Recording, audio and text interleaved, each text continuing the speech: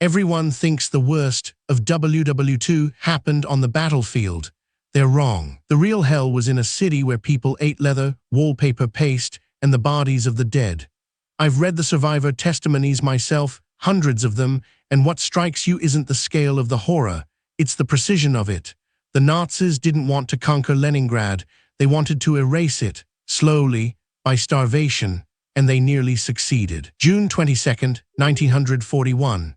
Germany invades the Soviet Union.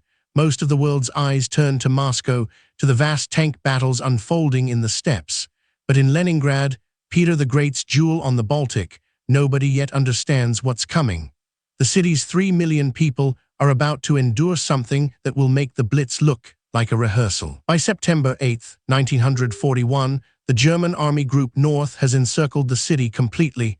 No supplies in, no civilians out. The siege has begun, and here's what the people of Leningrad didn't know yet. It would last 900 days, nearly 3 years, longer than any siege in modern history. They thought it might be weeks. The first winter, 1941 to 1942, was the worst. Temperatures dropped to -30°C. There was no fuel for heating, no electricity for most of the city. Rations shrank from 400 grams of bread per day to 125 grams, less than a quarter pound. For a factory worker, the elderly and children got even less. People began dying by the thousands. November 1941. A woman named Vera keeps a diary. I've read it. She writes about watching her sister's body become skeletal, about the sound of it, the way cloth hangs differently on bones. She doesn't write, "I'm starving." She writes, "Today I found 14 grains of wheat in the corner." That specificity, that's how you know the desperation was real. By December, the city was in free fall. Hospitals had no medicine. Morgues overflowed, so bodies were stacked in the streets, frozen solid. Cannibalism began, not in whispers, in official records. The NKVD, Stalin's secret police, actually kept meticulous counts. Over 2,000 arrests for corpse eating in the first winter alone. The state documented its own people's desperation like inventory. March 1943. A breakthrough. The Soviets managed to break through the blockade with a narrow supply corridor, the road of life, they called it. Trucks and sleds cross frozen Lake Ladoga under constant German fire. It's not much, maybe enough to keep a fraction of the city alive, but it's something, and it changes the trajectory. But here's what nobody talks about. Even with the road of life open, the siege didn't lift. The city remained surrounded. Rations improved slightly, maybe 300 grams of bread instead of 125, but people were already broken. Disease swept through, typhus, dysentery, tuberculosis. The death toll didn't stop, it just slowed. 1944. The Red Army finally pushes the Germans back. January 27, 1944, the siege is officially lifted. After 900 days, the city is still standing, but barely. Over 1 million people are dead. That's roughly 1/3 of the population. More than died in the entire bombing campaign against Japan. More than both atomic bombs combined. What sustained them wasn't luck. It was something harder to name. The city had a culture, centuries of it. Orchestras played in the dark. Poets read to each other by candlelight made from animal fat.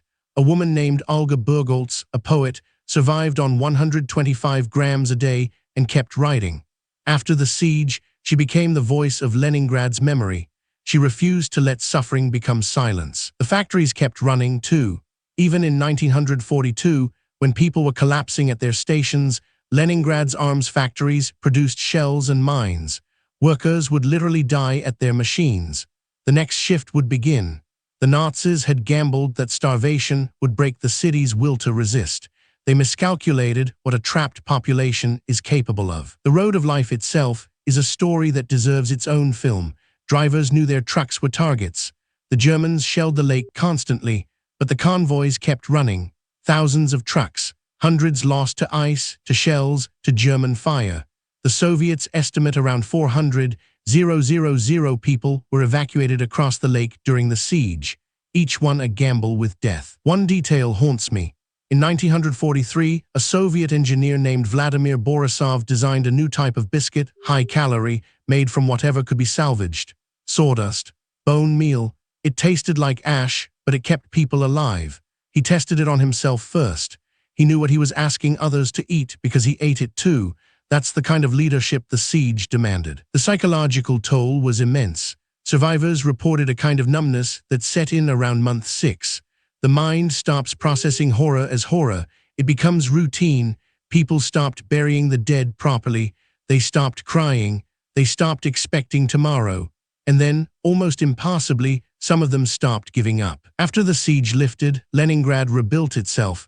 Not quickly, not without scars, but the city that had been written off as dead came back. The same orchestras that played in darkness began performing in restored halls. The poets kept writing. The factories retooled for peace. It took decades to fully recover, but the refusal to disappear that happened in the first week of the siege. The Siege of Leningrad isn't taught the way it should be. It's not a story of generals and grand strategy. It's a story of ordinary people choosing to remain human under conditions designed to strip humanity away. Of a mother rationing her bread so her children might eat. Of a musician playing in a frozen concert hall because silence would mean the Nazis won. The numbers 1 million dead, 900 days, 3 million at risk, those are important. But they're not the story. The story is Vera's 14 grains of wheat. It's Vladimir Borisov tasting his own ash biscuit. It's a city that the world forgot, refusing to be forgotten.